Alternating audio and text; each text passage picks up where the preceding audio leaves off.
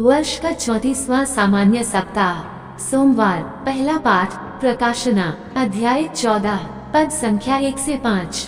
मैंने फिर देखा, मेमना सिय्योन पर्वत पर खड़ा है। उसके साथ 1,44,000 व्यक्ति हैं, जिनके माथे पर उसका नाम और उसके पिता का नाम अंकित है।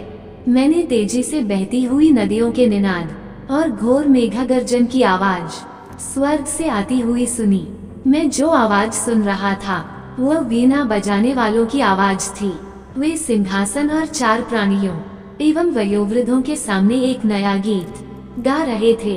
उन 1,44,000 व्यक्तियों के सिवा, जिनको पृथ्वी पर से खरीद लिया गया था और कोई वह गीत नहीं सीख सकता था, ये वे लोग हैं जो स्त्रियों के संसर्ग से दूषित नहीं हुए हैं।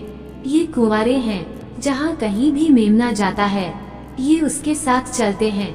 ईश्वर और मेमने के लिए प्रथम फल के रूप में इन्हें मनुष्यों में से खरीदा गया है।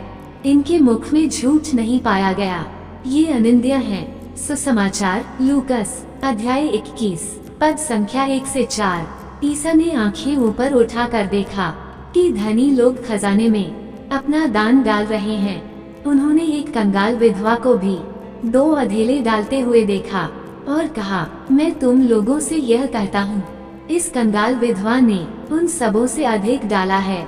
उन्होंने तो अपनी समृद्धि से दान दिया, परंतु इसने तंगी में रहते हुए भी जीविका के लिए अपने पास जो कुछ था वह सब दे डाला। मनन चिंतन सूक्ति ग्रंथ 15 से 3 में हम पढ़ते हैं, प्रभु की आँखें सब कुछ देखती हैं। वह भले बुरे दोनों पर दृष्टि दौड़ाता है। प्रभु हम सब को देखता है, हमारे सभी कार्यों को, हमारे मन में चल रहे विचारों को, हमारी नियत को। ऐसा कुछ भी नहीं है जो प्रभु की दृष्टि से छिपी हुई है। हमारी छोटी से छोटी बात हो या छोटा से छोटा कार्य, सब पर उसकी दृष्टि बनी हुई है। और जो भी कार्य हम करते हैं और किस उद्देश्य से करते हैं, सब ईश्वर जानता है। भले ही इस संसार में अरबों लोग हों, परंतु प्रभु की दृष्टि प्रत्येक मनुष्य पर बनी रहती है।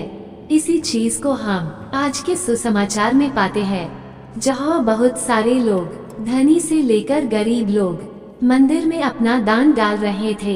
किसी ने भी उस कंगाल विधवा पर नजर नहीं डाली होगी, परंतु प्रभु यीशु ने उस विधवा और उसके कार्य को देखा, जिसने 2 अधेले दान में डाला, तथा उसके इस कार्य को सराहा, क्योंकि उसने सबों से अधिक डाला।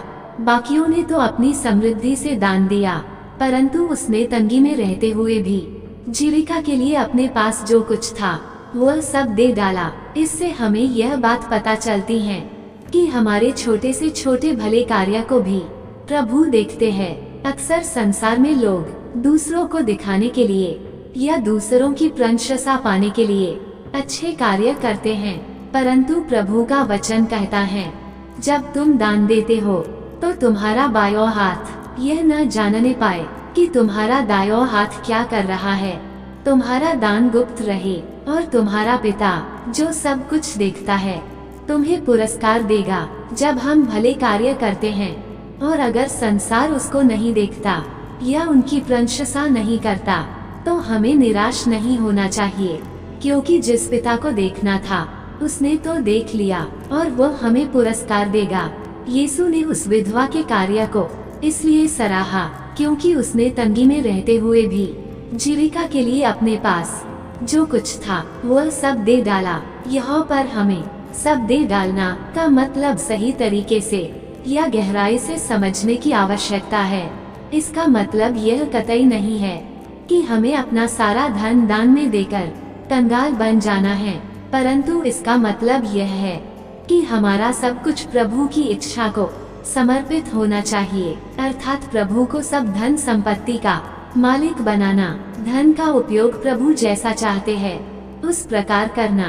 धन का उपयोग मेरी इच्छा, मेरी अभिलाषा या मेरे उपभोग के लिए नहीं, परंतु प्रभु जैसा चाहते हैं, चाहे वह मेरी जरूरत के लिए हो या दूसरे कार्य के लिए, उसके अनुसार ही उस धन का उपयोग करना।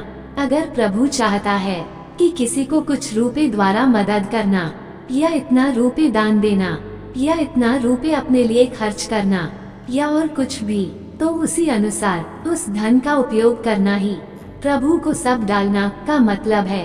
आइए आज के वचनों द्वारा हम प्रभु को अपने सब चीजों का स्वामी बनाएं।